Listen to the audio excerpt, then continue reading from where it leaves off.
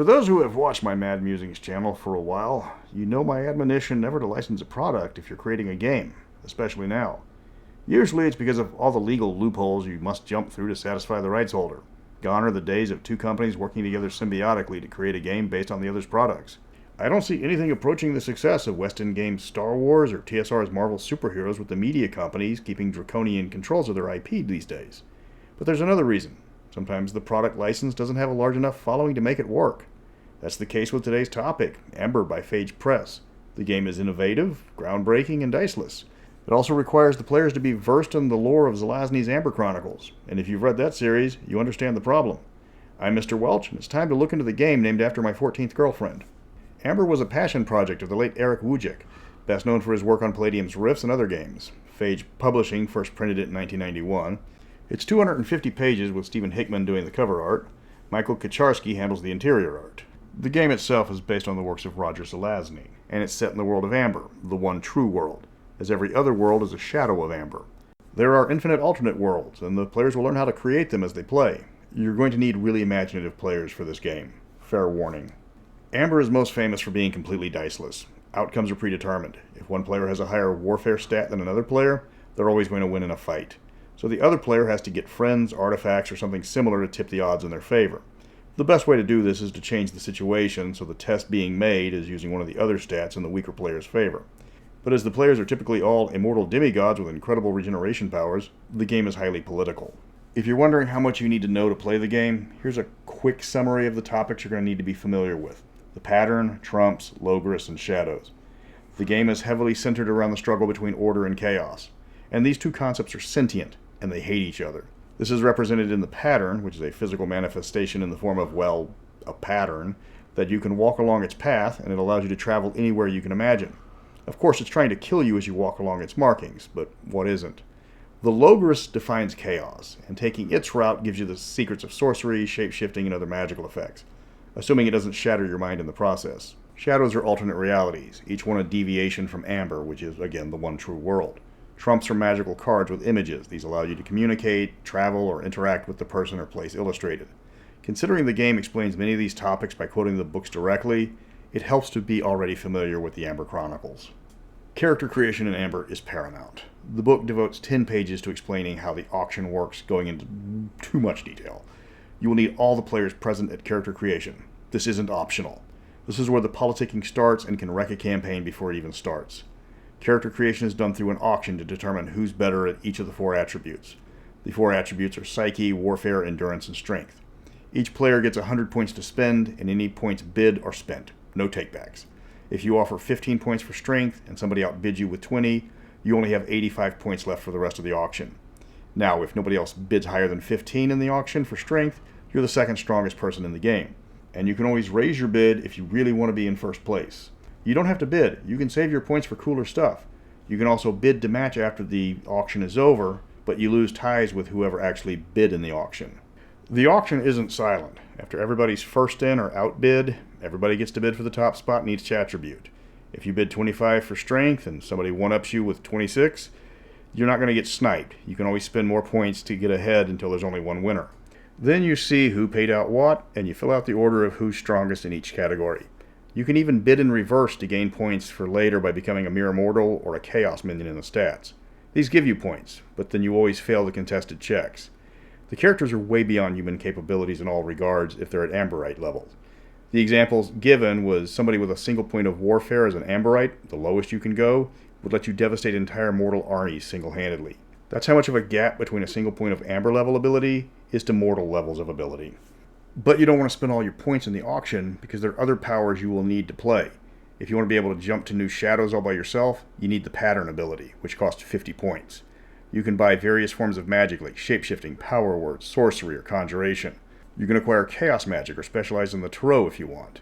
You can even buy advanced versions of most of these powers, which, while incredibly powerful, you can gain bonus points by performing specific out-of-game actions like writing a background, keeping a journal, or designing your tarot. But chances are, the advanced abilities are beyond beginning characters because the cost is just too steep, and that will prevent you from buying up the attributes needed to make them work as well. Once the auction is done, rank the players based on each player's final bid. The person who spent the most points is the best in that rank and will always be better. You can always spend more than you have, but that leads to bad stuff, which is something you don't want. You can only gain bad stuff if the GM allows you to go into debt, and only by how much they allow. You can't buy pattern abilities at 50 points if the GM caps bad stuff at 25, for example. Bad stuff means you will fail in static challenges a lot until paid off, and you don't gain a lot of experience points in this game either. If you don't spend all your points, you have good stuff. Good stuff is something that you want. If you have a lot of good stuff, when it comes time to pick someone at random to screw over randomly, your name doesn't even go into the pot. You're constantly lucky, and this is powerful in a game where everything is GM fiat. The more points you have unspent, the more good stuff you have, and these work as another ability similar to Psyche or Strength. The person with the most good stuff will be the luckiest in the party every time. If you have no points left over, or you don't owe any points, you have 0 stuff, and you're neither lucky nor unlucky. If you want even more stuff to spend points on, there's a lot of rules for artifacts, and they have many options, mainly storing magical abilities or similar, or giving you boosts when needed. You can make them in bulk, creating one in every shadow you build. The downside is they can be taken away or destroyed, though you can put more points into that to try to avoid it. Or you can create minions in the same way, and the creation process is very similar. It can be worth it if you have a handy sidekick that will show up in every alternate world you visit, especially if he's a defense lawyer, knowing the people I play with. The main book does spend a lot of time providing gameplay examples. Seriously, if you took out all the dialogue of actual play examples, the book would be half the size. I can't tell if this was padding or a shout out to the playtesters, but it gets old quickly just reading through the book. Another bit of text that was tough to slog through was the 76 pages covering all the classic characters from the Amber Chronicles. The game says the party is all descendants of the original Amberites, but it keeps returning to the original Amberites. We don't need 2 different versions of Gerard, a full page of description about him, and a similar treatment of all 8 of his brothers in a game that says you're not going to be using them that much. Character improvement is made in secret, as not knowing who's best at what is a significant part of the game as it progresses. The game's suggested award is a point every session, and considering the large number of points it takes to gain advancements, it's going to take a while for any serious level gain. If you buy up to the next rank, you're still behind the person who bought the original rank. The game calls it the 0.5 rank. You can gain bonus XP in the form of bad stuff, which, as mentioned, isn't something you want unless you're desperate. Speaking from decades of gaming experience, this is a high-powered game. You're playing with almost immortal demigods. You're fighting demons, armies, and actual gods with powers well beyond mortals. Your players want to do impossible tasks. They want to be high-powered. They expect to be high-powered.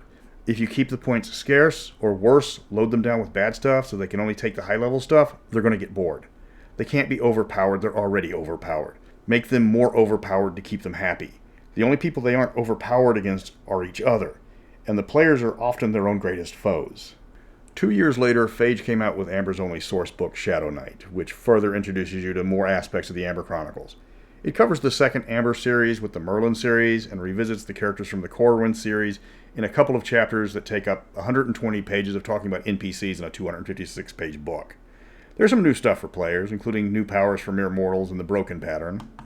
This allows mortals to plane shift to different shadows by using flaws in the pattern. Gaining the power is difficult and normally dangerous.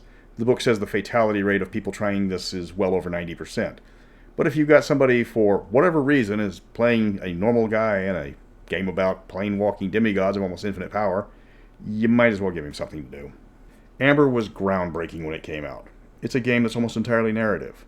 With no dice and the attributes dictating who will win ahead of time, the only way to defeat a superior foe is to explain how.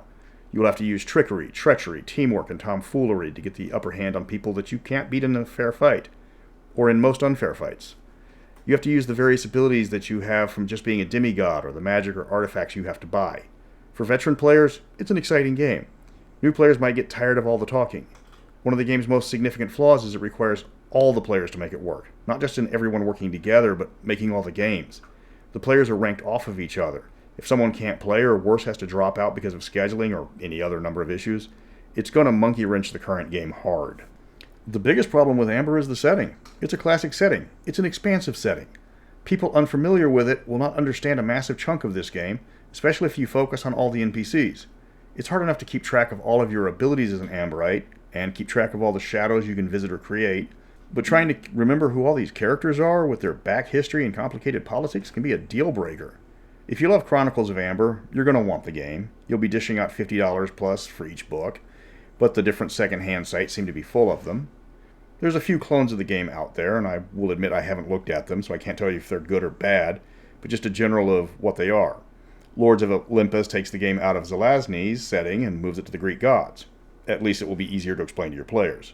That's a one-book wonder in terms of what you need to play. Lords of Gossamer and Shadow is more of an open-ended setting using the Amber rules almost unchanged, but the lords become whatever you need them to be. And you need 3 books to play this one, making it about the same price to buy a used copy of Amber. Next Mad Musings, I'm looking at Space 1889, or the alternate title, We Totally Stole This from John Carter of Mars. Put on your pith helmets and get ready to colonize the Red Planet. You have no idea how many photos of Amber Heard I had to scroll through to make this video.